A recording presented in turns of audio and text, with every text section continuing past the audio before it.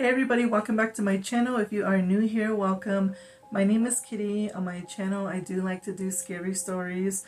Amongst other things, I'm going to be telling my personal stories again. I'm going to be getting into vlogs this year again. We do a lot of live streams, and I do makeup related videos as well as shopping hauls. So if one of those things speaks out to you, make sure to subscribe to my channel and hit the bell notification, select all. That way every time I post a video or even a community post, you are the first one to be contacted. So let's get into this story. For those of you who are just tuning in, welcome. And the way this works is my viewers will send me their story typed out through email, and then I read it to you guys for the very first time. Let's get into the first story. Hi Kitty, not sure if this would count as a scary story, but it sure is a creepy one. Anyway, back in my early 20s, I was dating my ex, and we ended up moving into an apartment together in Phoenix. My ex used to hang out with this guy all the time. Let's call him Nick. After a while, I would catch Nick looking at me, and when I looked his way, he would look away fast. I noticed it. I even told my ex that I was uncomfortable around him, but he would always say, "Nah, he's harmless. If he ever tries anything, I'll kick his ass. LOL." I noticed that my clothes would go missing, like a shirt here, and a couple of months later, a sweater is missing. I always took care of my things, and nobody borrowed my clothes, so this was weird. Time went on, and one day my ex told me that one evening he and Nick were drinking together. Nick got drunk and was driving. My ex said Nick took him on a death ride and that he has a wild, scary look on his face. He said Nick looked like Private Pyle from Full Metal Jacket before he unalives himself, so he didn't hang out with him for a while. During the time of their break, one night my ex said that he woke up in the middle of the night and he couldn't move. He could only move his eyes, but he saw a dark figure sitting on the bathroom sink looking at us. Ew, that's freaking scary. I could just see that in my head, like a gargoyle type thing sitting on the sink. Okay. We had a one bedroom, and the bedroom door was a French door, so we had them both open, and you could see the bathroom sink from where our bed was. My ex said he tried moving his pinky against my hand, but I wasn't waking up. He was trying to yell, but he couldn't. He said he just shut his eyes for a while, and when he opened them, that figure was gone. I was so scared when he told me that next morning. I guess Nick got arrested for a DUI sometime after that. Maybe a couple of them, and he went to jail or something, and we moved away. My ex and I broke up years later, so I don't know if they're still friends, but I had a feeling that it was Nick stealing my clothes. So creepy. Anyway, love your scary stories. God bless you and your family. Thank you. I mean, seeing that black thing on the toilet, on the freaking sink would freak me out, yeah, but I don't know, Nick, he just seemed like stalker vibes. I don't know, man. I don't know. They always say you gotta be careful who you let into your home. This is your reminder to be careful who you let into your home. Thank you for your story. Let's get into the next one. This story didn't happen to me, but to my auntie's family back in the 90s. Michoacan, Mexico. My auntie and her family had a white dog that they really loved. One day, my auntie and her 3 daughters got home around noon. I don't know the exact details, but the family dog went absolutely feral on them, growling and trying to bite them. They all ran from the dog and tried to hide. My auntie hid upstairs in her room, and her daughters in a downstairs room. Basically, they couldn't see each other.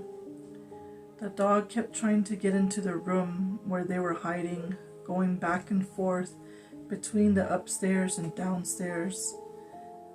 They were all still able to see the dog because the doors had a glass sort of window.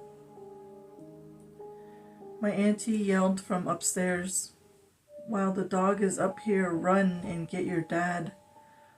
All of my aunties were confused and yelled back, "The dog is right in front of us," we said. My auntie yelled back, mad, "Then why is it in front of me?" It didn't take them a lot to realize they were all somehow seeing the same dog at the same time. Luckily, my uncle came home in that moment and shot the dog. He put it in a sack and went to throw it out in the forest. He got home and told his family. When I was taking the dog all throughout the way, it kept growing like a man. Ew. That's all I know of the story. We believe it was a Nahual, the big SW word, also Yanni, who possessed the poor dog. My auntie's family really loved that dog and cried for days after he was unalived. Another incident happened to my auntie who was in her late teens in that same house. She had a white cat, and one day it jumped into her room from the window, stared at her, tilted its head, and said in a deep voice, "Hi, Alice," which is my auntie's name. My auntie says at that moment she wasn't even remotely scared because she was into some pretty dark spiritual stuff at the time. Sorry for the missing details, but my family was reluctant at even sharing this story with me. This is all I was able to get from them. Wow, that's crazy, man. Yeah, I feel like when people go through these things, some of them talk about it, but a lot of them don't because it's traumatizing and it's scary and it's kind of like bad juju, like they don't want to bring it up because they might draw something in, which is totally understandable. But man, that's crazy. Yeah, I've heard it. I've listened to a lot of like Mexican stories about like the owls, the shapeshifters, and even La Llorona, and like just the brujas, and it's just pretty crazy. Like there's definitely some similarities when it comes to all that bad magic type stuff with every culture, I feel like. Thank you for sending in your story. I hope you send in more. Let's get into the next one. Why, hello, kitty. Where do I begin? I am a haul truck driver at our Arsaco Mines in Ray. Anyways, I just started at this time, so I was with a trainer and we were working graveyard. Let me give you a backstory first. I was told that we work over the old town of Ray and they had to relocate old bodies from the cemetery and didn't dig all of the bodies and didn't relocate some bodies, so a lot of people didn't have proper burials. Laying on the side that the old mines once caved in, those miners didn't make it. One night when I was working graveyard, we went on the red alert because there was a storm over us and we couldn't run when lightning's on top of us. We were parked at a tie down when I needed to use the restroom. Mind you, it's a walking distance and we gotta go to the Porta-John. So I go and I was on the phone with my other half because he worked the same nights. We try to call each other to keep each other awake. I was walking back to my truck.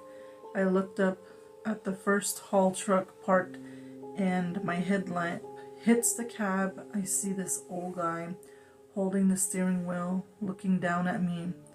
He had a white mustache, black and white plaid shirt, and white hair.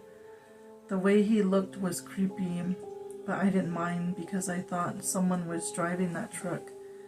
I get back into my truck when I asked my trainer, "Is someone driving 421? He said, "I don't think so. Let me ask dispatch." He asked her and she said that truck is down hard and nobody was assigned to it.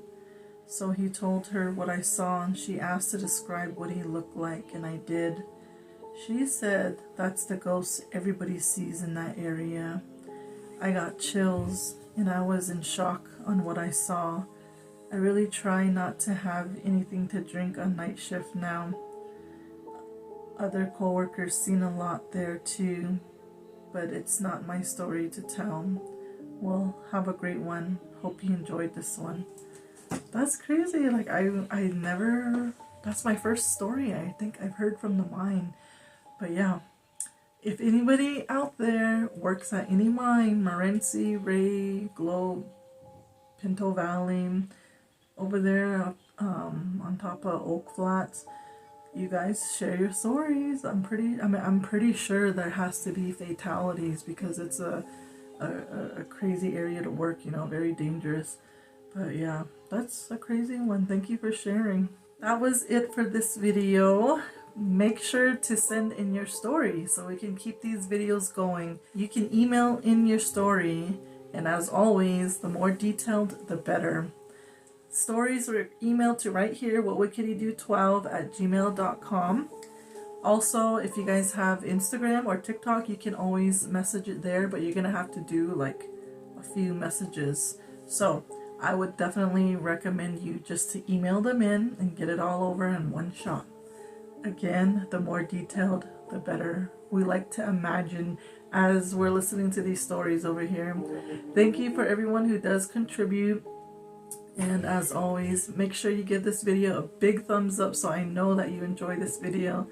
We'll see you in the next one. Oh, really quick, tomorrow, which is Wednesday, January 24th at noon, my small business, which is Bajan Beauty, we are going to launch our Valentine's Day bundle.